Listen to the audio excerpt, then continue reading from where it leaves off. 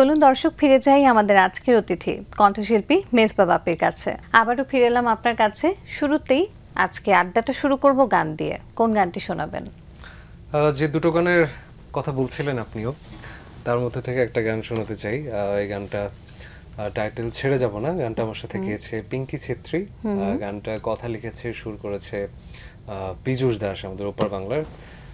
আমরা দুজন গিয়েছি। খুব সুন্দর একটা মিউজিক ভিডিও রয়েছে, সবাই খুব পছন্দ করছে গানটা। ওইটা দিয়ে শুরু করতে চাই। বাহ, শুনি। যদি কেউ থেকে যেতে না পারে, তুমি যদি একা থাকো আধারে, আমি জোনাকির আলো জেলে দাঁড়াবো, ছেড়ে যাব না। যদি ভীষণ একলা থাকো, পাশে আমায় যদি নাও ডাকো, তবু তোমার দিকেই হাত বাড়াবো, ছেড়ে যাব না, যেন ছেড়ে যাব না আমি কখনো তোমায়। শুধু ডেকে নেব ঠিক অন্য কোনো বাহানায়, ছেড়ে যাব না কোনো মিথ্যে মোহনায়, আমি থেকে যাব তোমারই কাছে, ছেড়ে যাব না, ছেড়ে যাব না। বাহ, প্রিয়জনকে দেয়া একটি প্রতিশ্রুতির গান এবং কথাটাও খুব সুন্দর, সুরও খুব সুন্দর। কথা এবং সুর কে করেছেন? পীযূষ দাস। আচ্ছা, ওর সাথে আমার খুব সুন্দর একটা বন্ডিং। এর আগেও আমরা বেশ কিছু কাজ করেছি একসাথে। তার মধ্যে একটা গান খুব জনপ্রিয় হয়েছিল, রাগ কমলে ফোন করিস, সেটা অবন্তী সিথি আমার সাথে গেয়েছে। হ্যাঁ, প্রায় 5 বছর হয়ে গেছে, কিন্তু এখনো মানুষের মুখে মুখে গানটি। এক্স্যাক্টলি। তো এই যে এই গানটি করলেন, মানে ডুয়েট গান, এটা একটা পেয়েছি, এছাড়াও আমরা পেয়েছি বাংলা মায়ের ডাক, এটা একদম রিসেন্টলি পাওয়া, ওটাও একটা ডুয়েট গান আপনার কণ্ঠে, সেটা সম্পর্কে একটু শুনি। যিনি লিখেছেন শাহনাজ কাজী, উনি আসলে দেশের বাইরে থাকেন। তো বিদেশের মাটিতে থেকে আসলে আমরা তো যারা দেশে থাকি তাদের একটা দেশপ্রেমের জায়গা থাকেই, কিন্তু আমার মনে হয় যে যারা দেশ ছেড়ে বাইরে থাকেন, তো তাদের আসলে দেশপ্রেমের ওই মমত্বের জায়গাটা আরো হয়তো বেশি করে ফিল করেন। এক্স্যাক্টলি। তো সেই জায়গাটা থেকে উনি গানটা লিখেছেন, এবং যে প্রেক্ষাপট নিয়ে লিখেছেন, আমাদের বাংলাদেশের যে কোনো ক্রান্তি লগ্নে আসলে ঠিক ডিএল রায়ের ওই লাইনটা মনে পড়ে যায় যে ভাইয়ের মায়ের এত স্নেহ কোথায় গেলে পাবে কেহ। তো যে কোনো বিপদ আপদেও মানে প্রত্যেকটা মানুষ যে যার জায়গা থেকে, আমরা এই যে বন্যা পরিস্থিতিতে দেখেছি যে ত্রাণ দেওয়ার জন্য ঢাকা ইউনিভার্সিটির টিএসসিতে মানে পুরো জ্যাম হয়ে গেছে ওই জায়গাটা, মানুষের ঢল। তো মানুষকে সহযোগিতা করার জন্য, এটা আসলে পৃথিবীর ইতিহাসে আসলে বিরল। তো সেই জায়গাটা থেকেই উনি সেই বন্যা পরিস্থিতি থেকে শুরু করে দেশের সামগ্রিক পরিস্থিতি গানটার মাধ্যমে তুলে ধরার চেষ্টা করেছেন। এত সমসাময়িক একটি গান এবং এই বিষয়টা নিয়ে গান করার সুযোগটা নিশ্চয়ই আপনার জন্য একটা অন্যরকম অভিজ্ঞতা ছিল। অবশ্যই, দেশের গান গাইতে আমার সবসময় ভালো লাগে, এবং এই গানটা প্রথমে গানটা সঙ্গীত আয়োজন করবেন, যখন গানটা লেখা হয়েছিল তখন ডিসিশন হয়েছিল সঙ্গীত আয়োজন করবেন পলাশ ফারুকী ভাই। তো সুর করার কথা ছিল ওনার। তো পলাশ ভাই যখন আমাকে গাইতে বললেন, তো তখন আমি জানি না ওনার কি মনে হলো, উনি বললেন যে গানটা আমাকেই সুর করতে হবে। তো তারপর গানটা সুরটা আমি করে ফেললাম, এবং গানটা আমার সাথে গেয়েছে মৌমিতা বড়ুয়া। সঙ্গীত শিল্পীদের যেটা হয় যে মৌলিক গানের তালিকায় আসলে এরকম বিষয়ভিত্তিক গানগুলো থাকলে সেটা আসলে তাদের জন্য তাদের ভান্ডারকে অনেক বেশি সমৃদ্ধ করে। একেবারে একটা আত্মতৃপ্তির জায়গা আমার কাছে মনে হয়। একদম একদম। শুনছিলাম যে আপনি জীবনের প্রথম উড়ো চিঠিটা এবারে একেবারে জীবন সঙ্গিনীর হাত থেকেই পেয়েছেন, একটু গল্পটা যদি দর্শকদের জন্য বলেন। রিসেন্টলি অপুরুষ টাইটেলে একটা ওয়েব সিরিজের জন্য কাজ করছি। তো এটার ডিরেক্টর জসিমউদ্দিন মন ভাই। তো ওনার সঙ্গে, উনি এর আগে নাটক বানাতেন, অসংখ্য নাটকে ওনার সঙ্গে আমার কাজ হয়েছে, নাটকে গান করেছি। তো এই ওয়েব সিরিজটা বানানোর সময় উনি আমাকে বললেন যে দুটো গান করতে হবে, একটা টাইটেল ট্র্যাক আর একটা খুব রোমান্টিক একটা গান। তো আমি ওনাকে বললাম যে তাহলে আমাকে ভালো কোনো গীতিকারের কাছ থেকে একটা সুন্দর লিরিক আমাকে দেন, আমি সুর করে গাওয়ার চেষ্টা করবো। তো উনি বলছিলেন যে না, এটা আমাকেই লিখতে হবে। আচ্ছা। তো আমি 2-3 দিন চেষ্টা করলাম, গিটার নিয়ে বসছিলাম, কোনোভাবেই সেটা হয়ে উঠছিল না। তো আমার স্ত্রী তো সবসময় আমার কাছাকাছি থাকে, হ্যাঁ। তো ও তখন পাশ থেকে, আমি গুনগুন করছিলাম, ও দেখি পাশ থেকে দুটো একটা করে শব্দ বলছিল। তো আমি খুব অবাক হচ্ছিলাম, মানে আমার কাছে মনে হচ্ছিল ঠিক এই শব্দগুলোই আমি খুঁজছিলাম। তো তারপর দেখলাম শব্দগুলো যখন একসঙ্গে মেলালাম খুব সুন্দর একটা গান হয়ে গেল। তো তারপর আমি সেই গানটার মুখটা গেয়ে আমি ডিরেক্টরকে পাঠালাম, উনি খুব পছন্দ করলেন এবং ওনাকে তখন বলিনি গানটা লেখা আসলে কার, পরবর্তীতে জানিয়েছি। গানটার জন্য আসলে আমরা অপেক্ষা করেই থাকবো। এত সুন্দর একটা সৃষ্টি দুজন মিলে করেছেন, প্রথম একটা গান। এছাড়াও ওয়েব সিরিজের জন্য আরো একটি গান করছেন শুনেছি, এই অপুরুষ ওয়েব সিরিজটির জন্যই, সেটা সম্পর্কেও একটু শুনতে চাই। এবং সেটাও আমার স্ত্রী লেখা। ও আচ্ছা, দুটোই? আচ্ছা আচ্ছা। যখন আমি প্রথম গানটা বুঝে ফেললাম যে আসলে খুব সুন্দর করে লিখতে পারে, ফরম্যাট গুলো খুব সুন্দর বোঝে, তখন আমি বললাম তাহলে এই গানটাও তুমি লিখো। আমি পুরো সিনপসিসটা বলে দিলাম, পুরো নাটকের গল্প, সিরিজের গল্পটা, তখন লিখে ফেললো। আপনার জন্য তো এটা খুব ভালো একটা ব্যাপার হয়ে গেল, কারণ আপনার উপরে চাপটাও কমে গেল, ডিরেক্টরেরও বোধহয় বাজেটের জায়গাটা অনেকটা সাশ্রয় হয়ে গেল। সামনে কি নিজের কোনো সোলো ট্র্যাক আনার ইচ্ছে আছে, তার লেখা বা সুর বা গানের সাথে কি আরো সম্পৃক্ততা আনার ইচ্ছে আছে কিনা? অবশ্যই, বাকি জীবন তো পড়ে আছে, পুরোটা জীবন একসাথে গানে গানে কাটাতে চাই। আরো আড্ডা দেব, একটা গান শুনে ফেলি এবারে। তাহলে উড়ো চিঠিটাই শোনাতে পারি ছোট্ট করে? হ্যাঁ নিশ্চয়ই। মন চায়, প্রাণ চায়, তুমি আমার হও, একটিবার খুব আদরে ছুঁয়ে যাও, এই ইশারায় ভুল করে না হয় ডাক পাঠাও,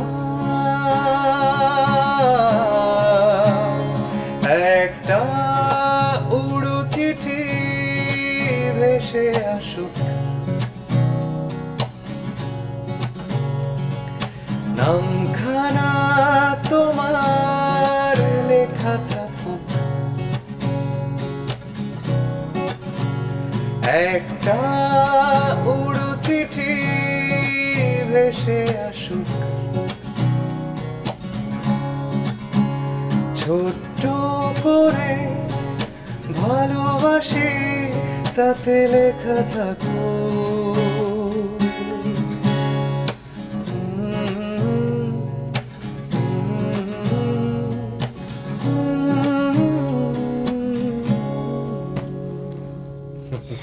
মানে বরাবরের মতোই আপনি সবসময় যেমন খুব সুন্দর মেলোডিয়াস মিষ্টি কিছু গান আমাদের উপহার দেন, এটাও একেবারেই সেরকম একটি গান। এবং যেটা বলতেই হয় যে এই যে সবসময় আপনার কাছ থেকে আমরা এই ধরনের গান পাই এবং অধিকাংশ ক্ষেত্রে দেখা যায় যে ডুয়েট গানই আপনি করে থাকেন বেশি, একটু ভিন্ন আঙ্গিকের গান করার কি কোনো পরিকল্পনা আছে? অবশ্যই, নিজেকে বারবার ভাঙতে চাই, কিন্তু তারপর একটা কমফোর্ট জোন তো থাকে। হ্যাঁ, তো সব সময় ওই কমফোর্ট জোনটাই খুঁজতে থাকি আসলে। তারপরেও সুযোগ হলে অবশ্যই করব। হ্যাঁ, আর শ্রোতারাও কিন্তু অভ্যস্ত হয়ে যায় যে হ্যাঁ মেজবাহ বাপ্পির কাছ থেকে তারা এই ধরনের গান শুনে এই ধরনের গানগুলোই আরো পেতে চায় বারবার। প্লেব্যাকের কথায় আসে, আপনি তো এর আগে একটা চলচ্চিত্রের গানে প্লেব্যাক করেছেন, সেফটি পিন শিরোনামের একটি গান। তো এরপরে সামনে আরো কোনো চলচ্চিত্রে যদি গান করার সুযোগ আসে, সেই ক্ষেত্রে কি ধরনের গান আসলে করতে চাইবেন? সিনেমার জায়গাটা একটু বোধহয় আলাদা, কারণ সেই সিকোয়েন্সের সাথে মিল রেখে আসলে ওই জায়গাটা, গায়কের জায়গাটাতে একটু এফোর্ট দিতে হয় সেরকম করে। কারণ যখন সেটা নায়কের লিপে চলে যায়, তখন যেমন আগে আমরা ছোটবেলায় ভাবতাম যে টিভিতে যখন দেখতাম, পর্দায় যখন দেখতাম যে নায়ক অ্যাক্টিং করছে, তখন ভাবতাম যে নায়কই বোধহয় গাইছে, সেই বোধহয় গাচ্ছে। হ্যাঁ, এত মিলে যায় কিভাবে? একেবারেই। তো আমার কাছে মনে হয় যে এটা অনেক কঠিন কাজ এই জায়গাটা, তো সেই জায়গাটা এস্টাবলিশ করাটা। তো সেই মানে সিনেমার প্রয়োজনে যে কোনো গানই আসলে গাইতে রাজি আছি।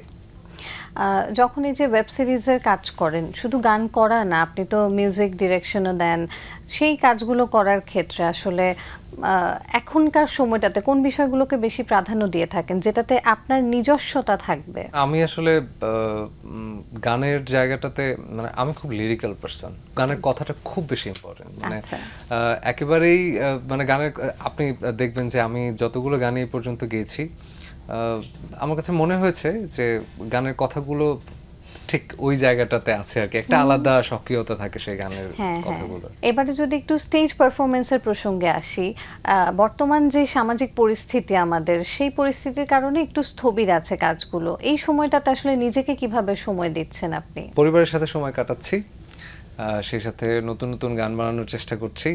এই তো গানের মানুষ গানেই আছি, হয়তো মঞ্চে সেই সময়টা প্রপারলি দেয়া হচ্ছে তো, নাকি ফাঁকিবাজিটা হচ্ছে?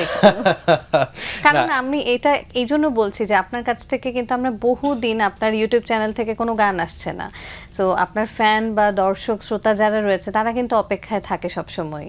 এক্স্যাক্টলি, এটা খুব সুন্দর কথা বলেছেন।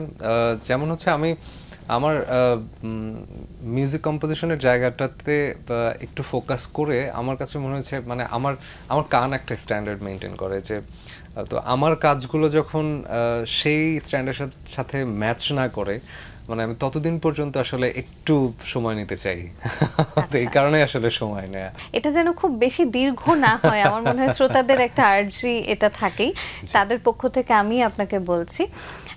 তো আপনার কোনো অপূর্ণ ইচ্ছে সম্পর্কে জানতে চাই গান নিয়ে, এমন কারোর সাথে গানের কাজ করার ইচ্ছা আছে যেটা এখনো পূরণ হয়নি? কবির সুমনের কথায় সুরে গান গাইতে চাই। এটা প্রকাশ করেছেন কখনো, বা তার কাছে পৌঁছবে কিভাবে সেটা কখনো ভেবেছেন? রূপার বাংলার একটা রিয়েলিটি শোতে গিয়েছিলাম, তো তখন ওনার সঙ্গে আমার দেখা হওয়ার কথা ছিল, তো কোনোভাবে সেটা দেখা হয়ে ওঠেনি। তো আমার কাছে মনে হলো যে আমার বোধহয় আরেকটু তৈরি হবার বাকি, আরেকটু তৈরি হয়ে ওনার সামনে যেতে চাই।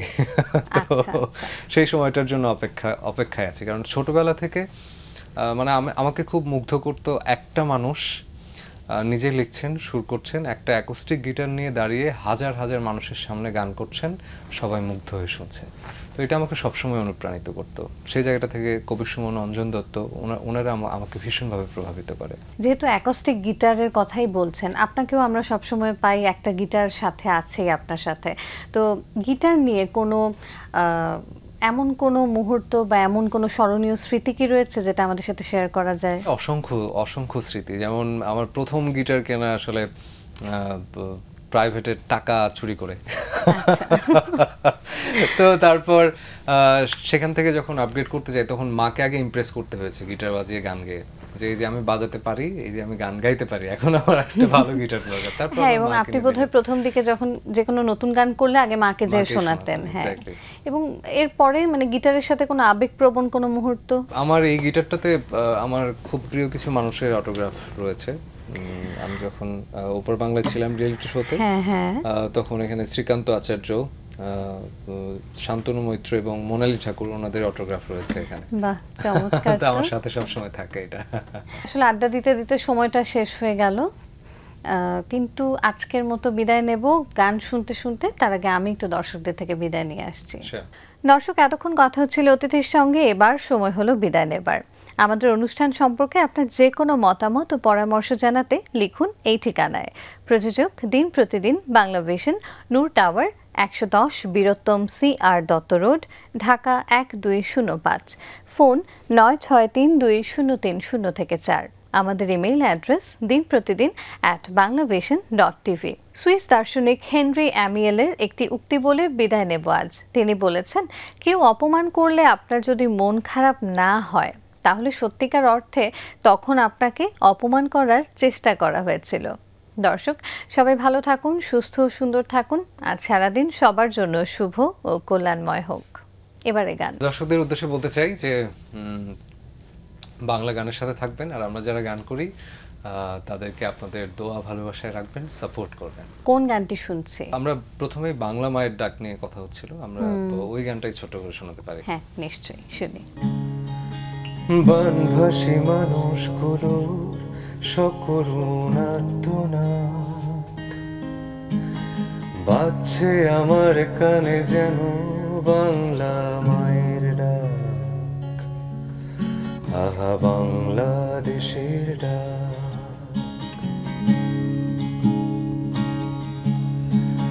ছোট্ট মেয়েটি এসেছে দেখো, মাটির ব্যাংকটি নিয়ে তার। রিক্সা চালক ভাইটিও আজ থাকবে না পিছিয়ে আর। বৈষম্য এবার উড়িয়ে দেবে